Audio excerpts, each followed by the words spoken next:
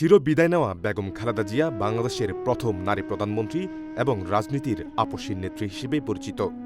১৯৮১ সালের ৩০ মে চট্টগ্রামের সার্কিট হাউজে একদল বিপদগামী সেনা সদস্যদের গুলিতে নিহত হন তৎকালীন রাষ্ট্রপতি জিয়াউর রহমান।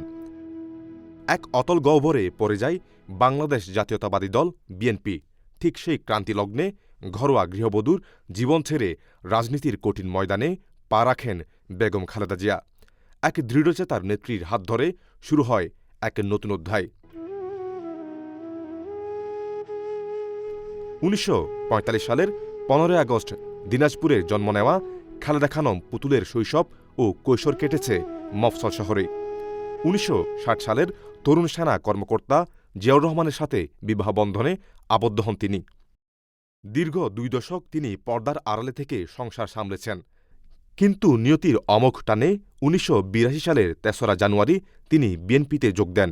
মাত্র ৪০ বছরের কম বয়সে কাঁধে তুলে নেন দলের গুরুদায়িত্ব।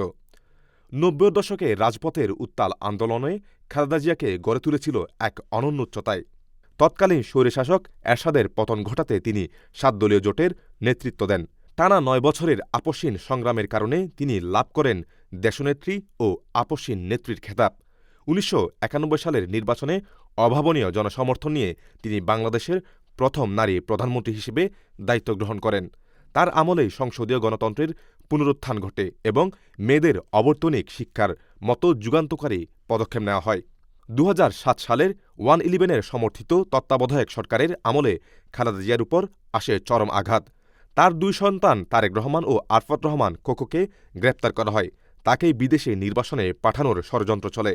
কিন্তু অকুতোভয় খালেদা জিয়া সগৌরবে ঘোষণা করেছিলেন, বিদেশে আমার কোনো ঠিকানা নেই, এই দেশের মাটি মানুষই আমার সবকিছু।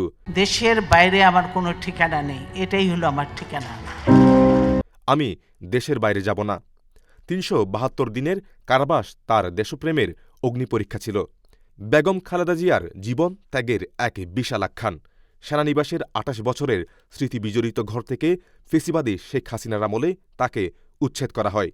২০১৫ সালে যখন তিনি নিজ কার্যালয়ে অবরুদ্ধ, তখন বিদেশের মাটিতে মারা যান তার ছোট সন্তান আরফাত রহমান কোকো।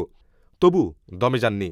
তিনি বলেছিলেন, আমার স্বজনহীন জীবনে দেশবাসী আমার স্বজন। ২০১৮ সালের ৮ ফেব্রুয়ারি এক জীর্ণ কারাগারে শুরু হয় তার দীর্ঘ বন্দিজীবন।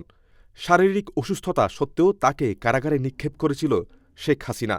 প্রায় ৬ বছর গৃহবন্দী ও কারাবন্দী থাকার পর ২০২৪ সালের ছাত্র জনতার ঐতিহাসিক গণ অভ্যুত্থানে শেখ হাসিনা পালাতে বাধ্য হলে মুক্তি পান তিনি।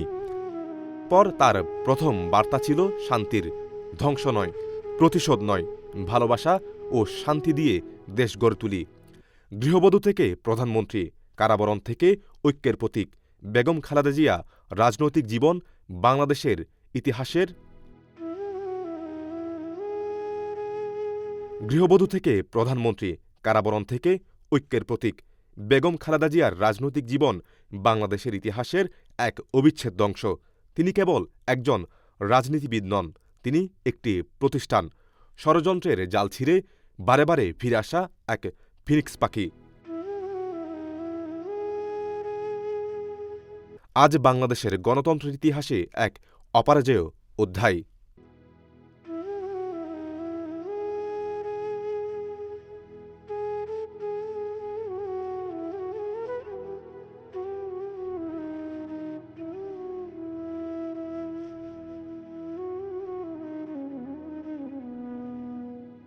CRS TV, Chittagong.